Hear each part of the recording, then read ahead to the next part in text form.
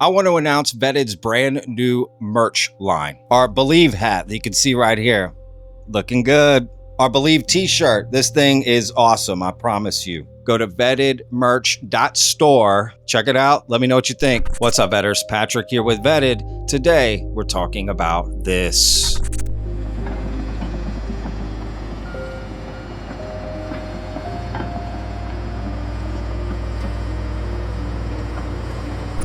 Lue Elizondo, who was the chief of security for the above top secret, military operation in the Pentagon, capturing UFOs and trying to reverse engineer them for making weapons.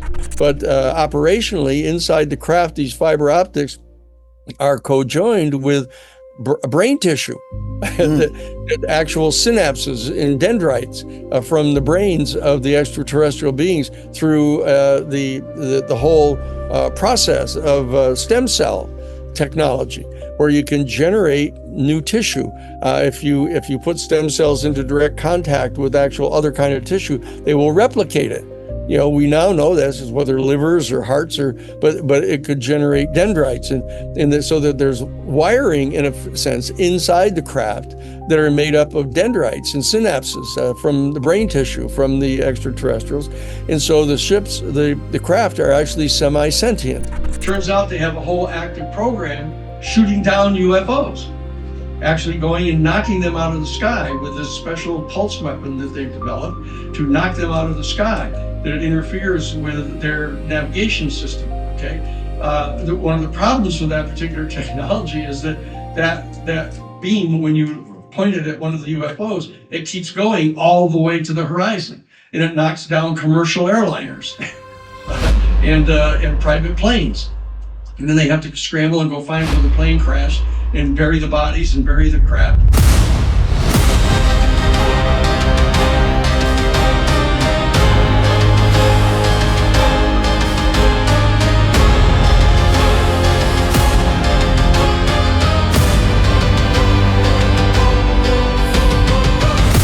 Please hit that like button, Vetters. That really helps out the videos. And of course, if you're not already subscribed, hit that subscribe button. Today's video is about constitutional lawyer Danny Sheehan and some comments he's recently made on some podcast interviews as well as live presentations that he's done. So I've got 3 different clips to show you, and they're all fascinating. So we have a lot to cover. And I like Danny Sheehan because, I've interviewed him a couple times already. And I think after the comments I've seen today that we're going to cover, I think it's time I reached out to Danny to do another interview. So let's get started. This first clip, I want to give a shout out to Astral on X for enlightening me with this clip that I found to be fascinating. Check it out. And then they began to mount what they refer to as a kinetic program of actually trying to bring down UFOs, trying to develop some sort of scalar weapon where they could interfere with the kind of navigation of the UFOs to force them down and to take them captive so that they could have intact operational craft. And it was there that they learned that these craft are operated telepathically, which came as quite a surprise to them, that there were no instrumentation inside the craft. It was just this kind of room with seats in it, and there was a helmet that the pilot wore that actually interacted with the fiber optics in the craft. But it turns out that they discovered that in the craft itself, there are not only advanced fiber optics, which we recovered from the debris of the Roswell crash, but operationally inside the craft, these fiber optics are co-joined with brain tissue, the actual synapses and dendrites from the brains of the extraterrestrial beings through the whole process of stem cell technology, where you can generate new tissue. If you put stem cells into direct contact with actual other kind of tissue, they will replicate it. We now know this is whether livers or hearts but it could generate dendrites, so that there's wiring in a sense inside the craft that are made up of dendrites and synapses from the brain tissue from the extraterrestrials, and so the craft are actually semi-sentient. Now, this is a lot to take in, right? Helmets, scalar weapons, brain tissue connected into the craft to help you fly it with your conscious mind, right? It's kind of like psionics, right? Essentially is what he's talking about. You hear these things and you think, well, that sounds great, right? As a sci-fi concept in a movie or a book, but where's the evidence for this? Is this real? Right? I want to believe this real, but it just sounds so crazy without any evidence. I'm just like, I don't know what to think, right? Because Danny says it so confidently, right? Like, yeah, this is reality. Where are you living, right? And I can appreciate that confidence, but at the same time, there's no evidence with it, so I don't know how excited I can get by it. I get excited by the idea of it for sure. But how does he know all these details? Where is he getting them from? Has he seen any of this himself? And if it's like, well, somebody told him, how do we know he's repeating it right? Right? The game of telephone, like, are there things missing out? Is he misunderstanding some things? I don't know. Right? Again, he says it so confidently that I'm not really sure.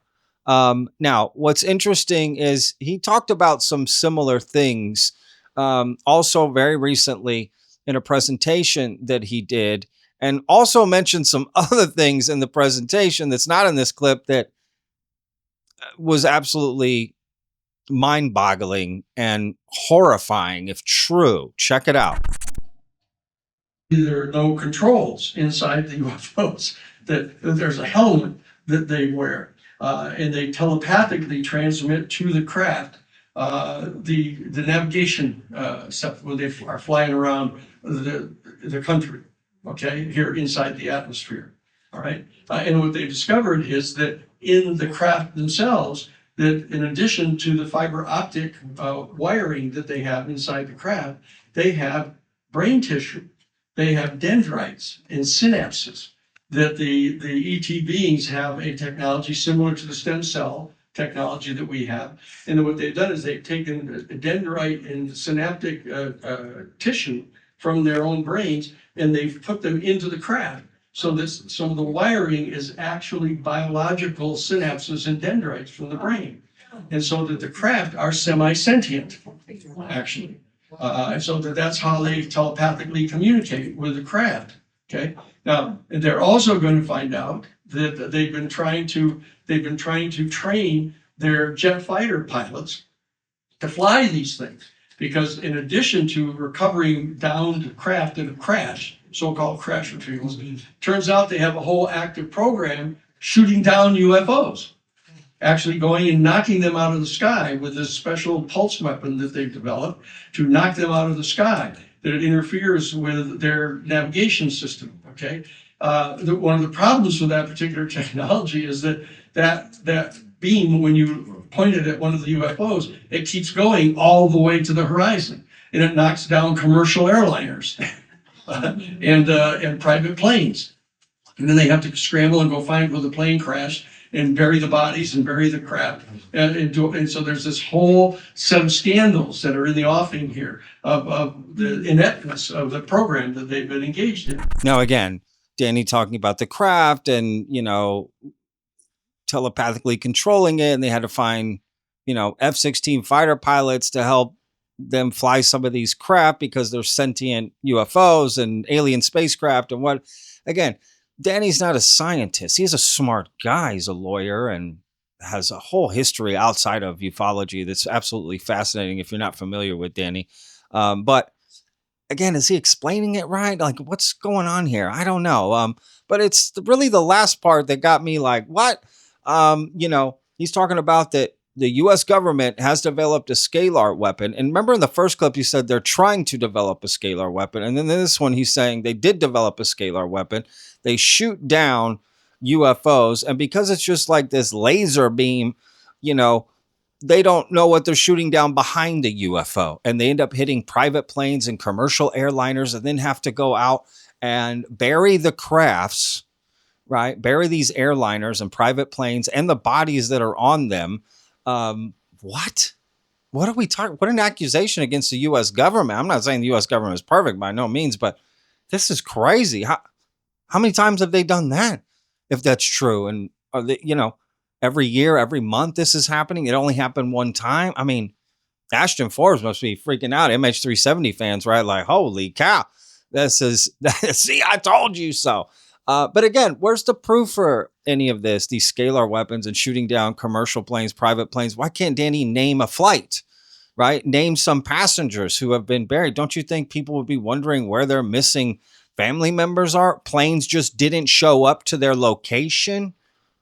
You know what I'm saying? Like, that just gets covered up. That's a huge cover up then, right? Now you've got to deal with the airports and flight logs and, right? And again, how many planes? He said private plane and commercial. So that means there's more than two instances, right? Again, how does this logistically work out? Families of the missing people, raising all hell. Commercial airliners can have hundreds of passengers. A private plane, okay, maybe that's got 10 or under, but still, again, how many people, how many flights? What are we talking about? And if it happened one time, why would you keep doing it? Is it really worth to get the UFO to just start killing humans as well? To get the technology to help humanity, but let's destroy humanity at the same time? I mean, you don't think they come up with a better system to bring down the UFOs? One, why would we be shooting at alien spacecraft with technology far beyond our reach, and we're just going to shoot at it? I mean, and they haven't learned, those aliens that were doing that, and fight back against us. They're not going to have weapons on board that craft to shoot back at us or do something. Or if it can manipulate space and time, it doesn't see the scalar weapon coming to, get out of the way, right? Essentially, like, again, none of this really adds. Again, it sounds exciting. It sounds exciting as a sci-fi theory or concept, but logistically, me personally, using my logic and reason, if I really start to break it down and really imagine it step by step and start filling in, there's so many holes I can't fill in. It doesn't make sense, right? In my opinion. And the military and cover-up operation needed to cover up these craft, that the UFOs, first of all, getting those, recovering them, and the commercial airliners and private planes that they're shooting down. Right? I mean, and where are we doing this? In America? Right? You telling me nobody knows all these missing flights?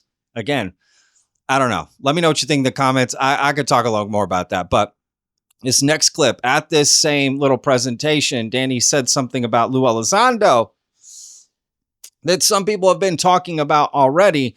Which is the idea that, Lue Elizondo worked in the UFO legacy program and he's super secret soldier, and, of course, Luis Elizondo denies it. But, people like Ross Coulthard and UAP Gerber accusing him of this, of course, bringing no evidence forward whatsoever for their claims about Luis Elizondo, just saying things. And I'm not the biggest fan of Luis Elizondo at all. But at the same time, I'm not going to attribute something to him that just, where's the evidence, right? So this is what Danny had to say about Luis Elizondo. The New York Times published on the front page of the New York Times, above the fold, this story about the fact that the United States Pentagon had a special unit, a secret unit that was investigating UFOs. This was Luis Elizondo and Christopher Mellon.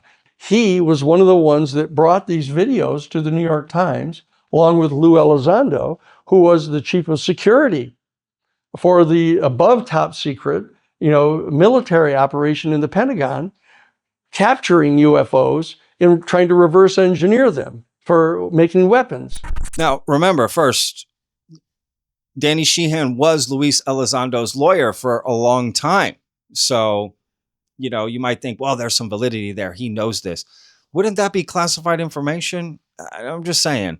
Why would he tell Danny that and then Danny just allowed to repeat it at a presentation, little UFO conference presentation or whatever, right? Like, doesn't add up, doesn't make sense. Again, I like Danny Sheehan a lot, and every time I've interviewed him, they've been fascinating interviews because he talks with such confidence. It's interesting to listen to what he has to say, but I don't go any further than that. You know, I listen to what he has to say. It goes in, I go, ooh, oh, that's interesting. And then that's it. Nothing can be done. Right. So this is quite an accusation, right? That he worked for this super secret organization within the Pentagon to recover crash UFOs and reverse engineer them. He was the chief security officer for this program. What? So I don't know. Again, let me know what you think down in the comments. I do have an interesting video coming out tomorrow about the UFO Legacy program. Ross Coulthart, Lue Elizondo. You're not going to want to miss that video because I've uncovered some things that I think you're going to find interesting that nobody is talking about. Now, I want to give a special shout out to Marky, who is a veteran from Australia, who did me a solid because I've always been asking, define the UFO Legacy program. Well, he actually got a question to Ross Coulthart, and Ross answered it on the air about that. So we're going to go over that answer in tomorrow's video. Anyway, all right, y'all. If you haven't already, check out my interview with Gene Sticco. It's a 4-hour deep dive. It's out now. You can check it out. We'll see you guys on the next one. Remember, every day's a gift, y'all. Peace.